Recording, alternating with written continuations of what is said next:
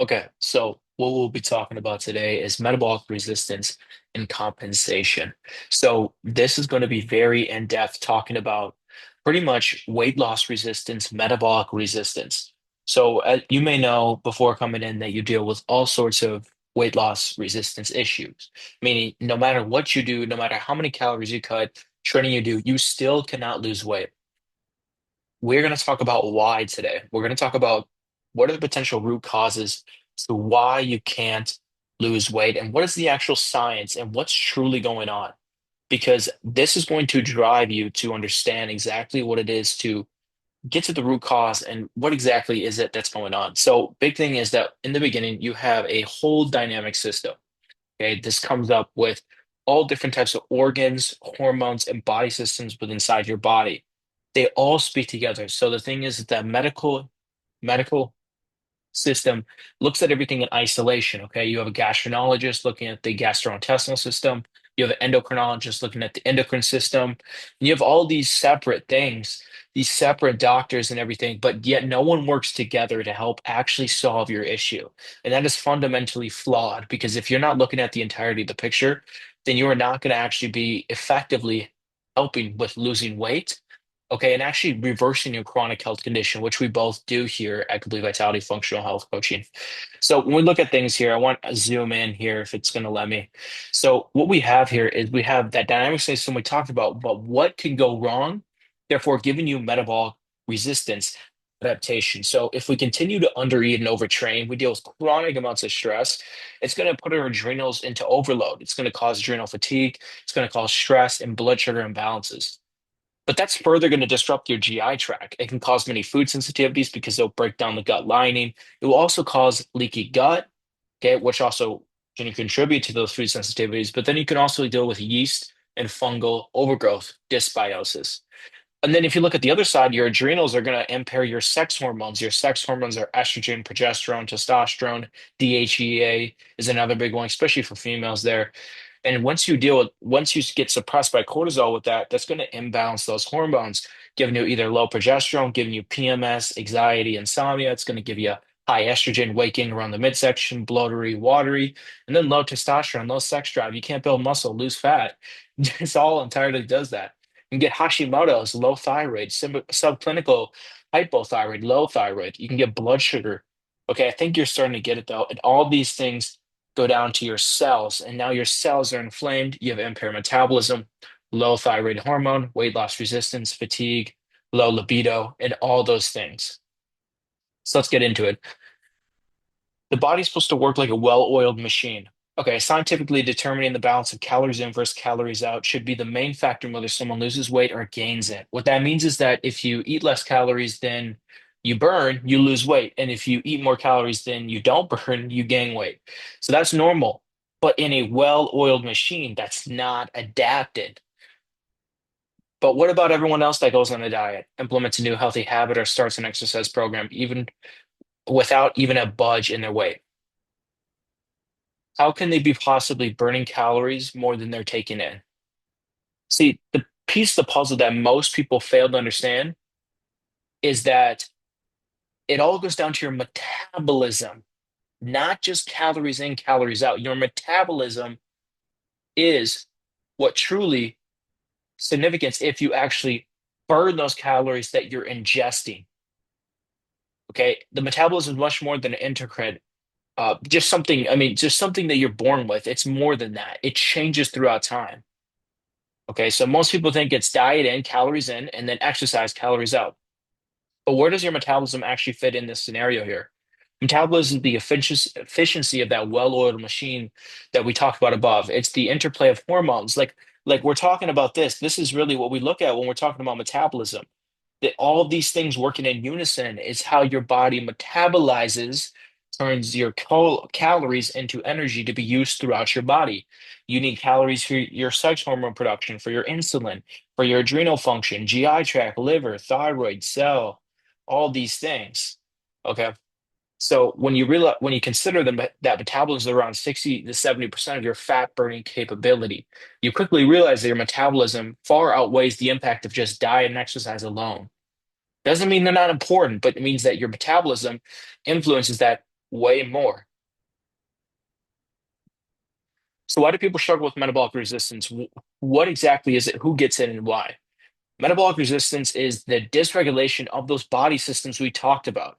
When you have imbalanced body systems that we're talking about, that is going to hinder your ability to lose weight. This is why if you deal with a chronic health condition such as Hashimoto's, hypothyroid, IBS, IBD, you're still going to have troubles losing weight because that's a part of your metabolism that's getting down-regulated. All disease is metabolic, meaning it deals with the metabolism. So specific things is low cortisol production. This could be also known as adrenal fatigue or adrenal insufficiency.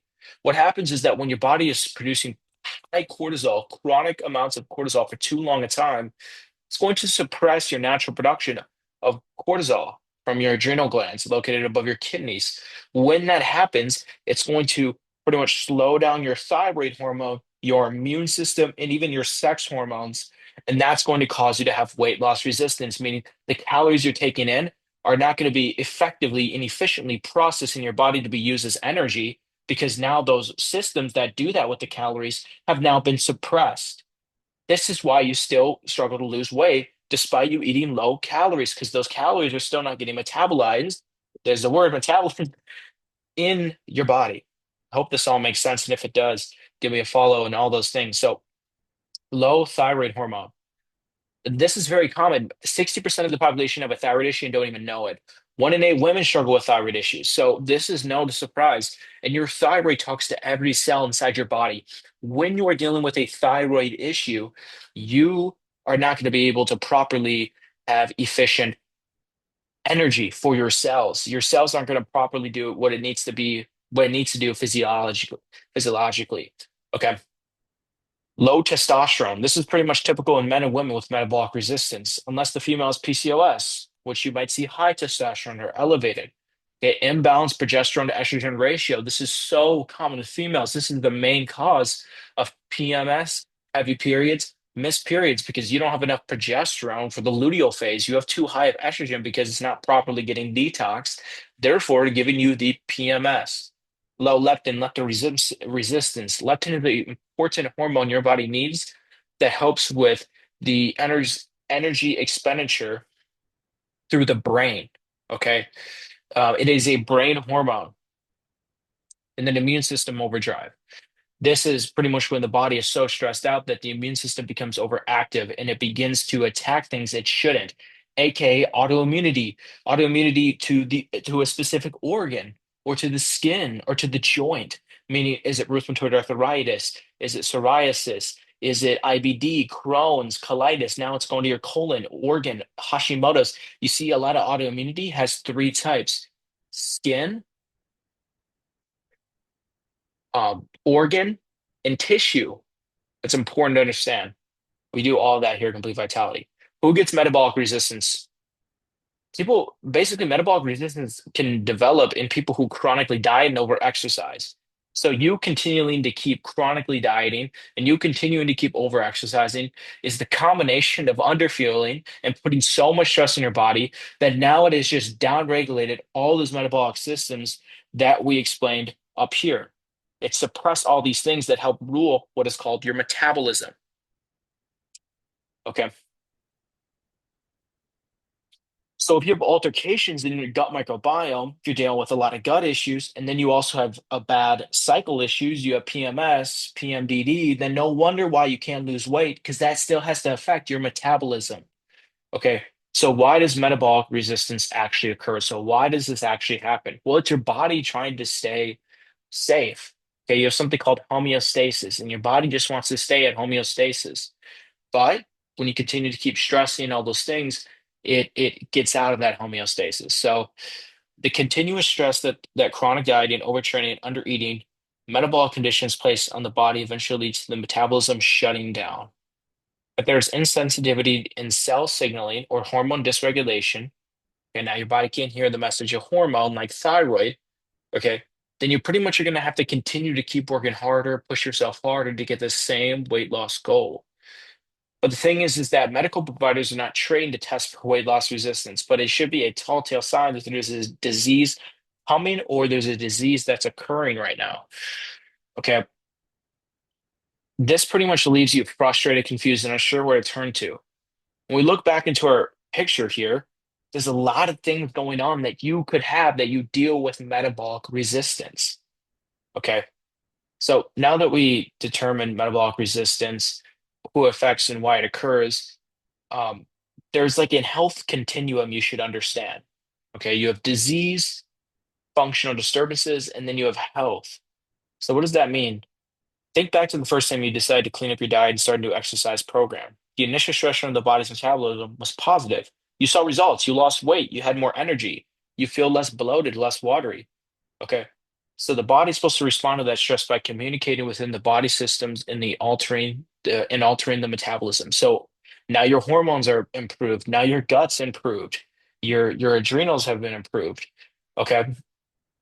But what happens when you continue to keep stressing? Now, this is the biggest thing. When you continue to keep dieting, when you continue to keep yo-yo dieting, okay, the metabolism has to compensate. So you might experience hunger or cravings, changes in energy, and even a plateau in the weight loss progression. This is the law of metabolic composition, meaning your body is now adapting to the stress they are giving it because you've given it stress for too long. Everything works unless you work it for too long. Okay. Now, all these things lead to metabolic slowdown, lack of progression in the gym, complete halt of weight loss no matter what, struggling to maintain weight. You have all these issues. So, low libido. Okay. So, what's the solution for this? What can you do about this? In cases of metabolic resistance, if you start eating more and stop exercising right away to help lower that stress, you're just going to gain weight right away. So the solution goes much deeper, which we do at Complete Vitality, is to build a foundation on fixing the root cause of what's going on inside your body, nourishing the metabolism, restoring optimal bodily functions, okay, and really understanding how to lower the stress. We're really trying to get your body back to homeostasis, like I talked about, because now it's been suppressed, and it's going to also figure out what is the true root cause to your issue. Okay, so let's get to it.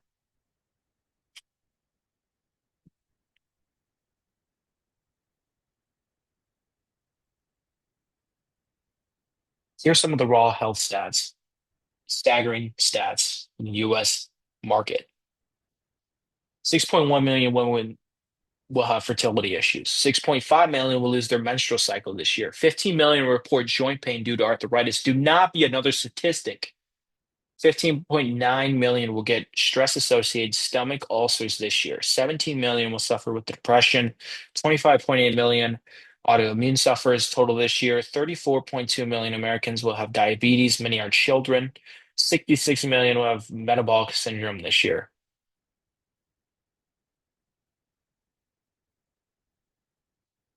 This is staggering. You know someone in your life that's suffering, and it could be you, but yet you continue to keep doing what you're doing. Do not become another statistic. So when we talk about the metabolism, it's like building blocks. There are many building blocks that must be in alignment for metabolism to work the way it should. Does that make sense? That means that your metabolism should be in alignment. All those things that we talked about from before, that image, your hormones, your liver, your thyroid, your adrenals, your insulin levels, they all have to be in alignment for you to effectively process the calories you're eating to be burned.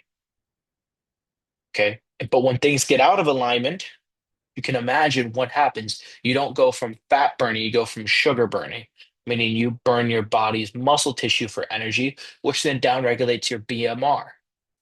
You might not know what that means, but just you'll see. So the more the building blocks are out of alignment, okay, you're dealing with all these issues. The body chooses to burn sugar rather than fat. The transfer from carb burn to fat burn becomes too difficult, and so the body stays in glyco uh, glycolysis is what it's called.